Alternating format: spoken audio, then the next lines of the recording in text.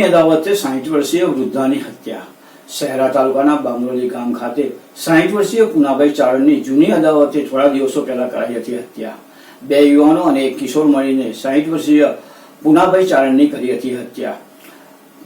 શહેરા પોલીસે ત્રણેય આરોપીઓને ઝડપી પાડી આગળની તપાસ હાથ ધરી છે। તો આવો જોઈએ એક રિપોર્ટ। શહેરા તાલુકાના બામરોલી ગામ ખાતે 60 વર્ષથી પુનાભાઈ ચારણની જૂની અદાવતે થોડા દિવસ પહેલા કરાઈ હતી હત્યા। બે યુવાનો અને એક બાળ કિશોર મળી 60 વર્ષીય વૃદ્ધ પુનાભાઈ ચારણની કરી હત્યા। મૃતકને માથાના ભાગે ગંભીર ઈજા થતા મોત થયા બાદ પોસ્ટમોર્ટમ રિપોર્ટમાં થયો ખુલાસો। પોલીસે હત્યાના 3 આરોપીની ધરપકડ કરી વધુ તપાસના ચક્રો ગતિમાન કર્યા।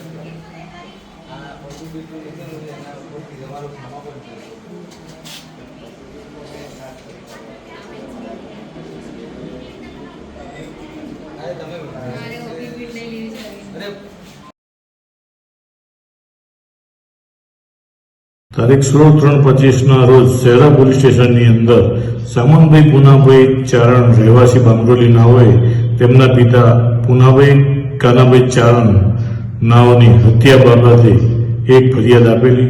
તેઓની ફરિયાદની અંદર હકીકત એવી હતી કે તેમના પિતા નરસાણા ગામે ગયેલા રાત્રિ દરમિયાન કોઈ અજાણ્યા ઇસમોએ કોઈ કારણસર તેમના ઉપર ગંભીર રીતે ઘાતક હથિયારથી હુમલો કરી અને ઈજા પહોંચાડેલ હોય અને તે દરમિયાન તેઓનું મૃત્યુ થયેલ એ બાબતે અજાણ્યા ઇસમો વિરુદ્ધ તેઓએ શહેરા પોલીસ સ્ટેશનમાં ફરિયાદ આપેલી અને ત્યારબાદ આ ગુનાની તપાસ Shehra police inspector A B. Chaudhary સાહેબના હવે તપાસ સંભાળેલી।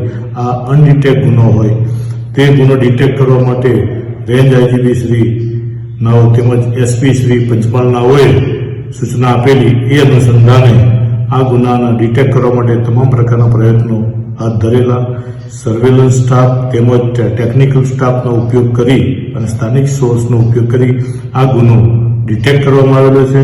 આ ગુનાની અંદર સંડોવાયેલા આરોપી મહેન્દ્રભાઈ ઉર્ફે મેડો, જસવંતભાઈ પરમાર રહેવાસી નરસાણા તેમજ મનીષ રામુભાઈ પરમાર રહેવાસી બામરોલી ગુજર અને એક કાયદામાં સંઘર્ષમાં આવેલ બાળક એમ 3 આરોપીએ જે મિત્રો થાય છે એ આ ગુનાની અંદર સંડોવાયેલા હતા અને તેઓની આ બંને આરોપીઓની અટક કરવામાં આવેલી છે અને આ ગુનાની તપાસ આગળની એ.બી. ચૌધરી સાહેબ નાઓ કરી રહ્યા છે।